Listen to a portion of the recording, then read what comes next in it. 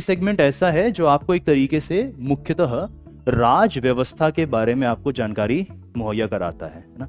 अभी तक हमने किसके बारे में जानकारी ली थी? राज व्यवस्था के ही संदर्भ में हम लोगों ने जाना था अधिकार का भाग जो होता है, नीति के निर्देशक तत्वों के बारे में जाना था, मूल कर्तव्य के बारे में जाना था, विधि वगैरह की समझ ली थी। वो तो हो गया संविधान का नैतिक दर्शन, आप ऐसे भी इसको समझ सकते हैं। अब ये नैतिक दर्शन को व्यवस्थागत स्वरूप कैसे दिया जाएगा, ये मिलता है इस वाले भाग में, है ना। 26 नवंबर 1949 को 2 चीजें हुई थी, ठीक है, कायदे से मुख्यतः, है ना। एक तो संविधान बना था, है ना, और मेरी दादी 10 साल की हुई थी, ठीक है। ये दो चीजें हुई थी। मेरी दादी की उम्र 10 साल हो गई थी उसी 26 नवंबर को, है ना, और संविधान जो है मेरे जीवन में 2 चीजें प्रमुख अंतर यह है कि जब आप वाणिज्यवाद को देखते हैं ना, तो वो पहला जमाना है या पहला समय आ रहा है दुनिया के इतिहास में जहां पर सरकारें दरअसल प्रयास कर रही हैं कि व्यापार को कैसे आगे बढ़ाया जाए, ना। सरकारें खर्चा करना चाह रही हैं। पूंजीवाद के आर्थिक व्यवहार को साइड रखें और सोचने का प्रयास करें कि पूंजीवाद किस प्रकार राज व्यवस्था को प्रभावित करता होगा।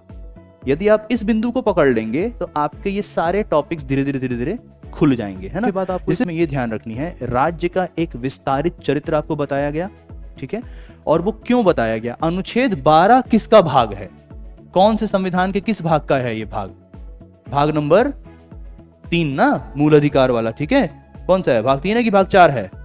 3 है ना। चलो रिवाज सुना शुरू किया कि नहीं किया है? भाग 3 मूल अधिकार का है। कायदे से यहां पर इसीलिए नैतिक में आप राज्य को डाल देंगे क्योंकि राज्य किस प्रकार का कार्य करेगा, राज्य किसके अधिकारों को सुनिश्चित रखेगा, है ना, राज्य के ऊपर सीमाएं कौन कौन सी लगेंगी, राज्य किसके प्रति जवाबदेह है, राज्य को जवाबदेह बनाने के संरचनात्मक तंत्र क्या होंगे, इन सब के बारे में जानकारी आपको इसी भाग से मिल जाती है। एक होता है सरकार को विस्तार से समझना, ठीक है। कैसे समझते हैं?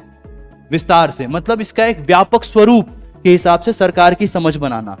और एक होता है सरकार को बकायदा एक संस्थागत धारणा के साथ समझने का प्रयास करना, ठीक है। संस्थागत धारणा, संस्थागत रूप में सरकार क्या होती है, ठीक है। अगर आप इसको विस्तार से समझने का प्रयास करेंगे तो सरकार बन जाती है एक प्रक्रिया। एकदम ऐसे ही समझना है, सरकार क्या बन जाएगी? प्रक्रिया। अभी प्रक्रिया किस प्रकार की है? देखो प्रक्रिया से होता क्या है, सरकार वो प्रक्रिया है जिसके माध्यम से किसी भी समाज में सामूहिक गतिविधि को संपूर्ण किया जाता है।